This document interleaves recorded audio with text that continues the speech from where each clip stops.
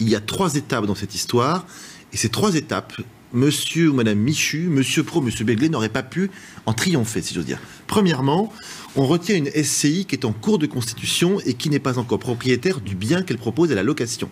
Normalement, pour une société normale, on aurait voulu avoir le bilan de cette société pour s'assurer qu'elle était sérieuse et qu'elle était vraiment propriétaire des locaux et surtout qu'elle avait l'habitude de faire ça. Là, on ne l'a pas fait. Elle n'était pas montée, cette SCI. Elle n'existait pas au moment où le contrat est passé. Le contrat est passé en janvier 2011, elle sera définitivement montée en février 2011. Bon, normalement, ça se passe jamais. Vous ou moi, on n'y arrive pas. Deuxième étape, qu'on crée une SCI lorsqu'on est sûr que celle-ci va jouir de revenus. C'est-à-dire que vous avez un bien immobilier, vous le mettez dans la SCI et la SCI va se rembourser, en tout cas rembourser l'emprunt, par les loyers qu'elle va pouvoir avoir. Or, quand on commence à créer cette SCI, le contrat n'est pas passé. Par conséquent, ça étonne les professionnels de l'immobilier qu'on puisse mettre un bien dans une SCI alors que celle-ci n'a pas encore de revenus assurés. Donc là aussi, il y a une étrangeté. Il faut que l'actionnaire ou les actionnaires de cette SCI soient certains que les revenus vont arriver.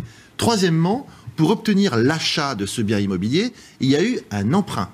Là aussi, pour que la banque prête de l'argent, elle doit s'assurer que la société existe, il faut normalement 3 ans de bilan, me dit-on. Là, il n'y avait même pas 1 an de bilan puisqu'elle venait d'être créée.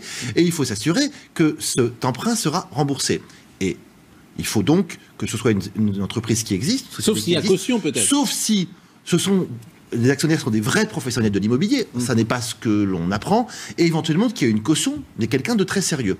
Là aussi, si quelqu'un sur le plateau veut organiser cette société, veut la créer, nous n'y arriverons pas. C'est-à-dire qu'on ne vous prêtera pas l'argent. Non. La banque ne vous prêtera pas l'argent parce que vous n'avez pas 3 ans d'existence, vous n'avez pas de bilan. Vous n'avez pas le bilan, vous n'avez pas le sérieux, en tout cas l'habitude. Donc dans ces 3 étapes, il y a eu 3 coups de pouce. On peut en déduire que l'on savait à qui ces locaux allaient être loués et qu'il n'y avait pas de problème de financement pour cette opération.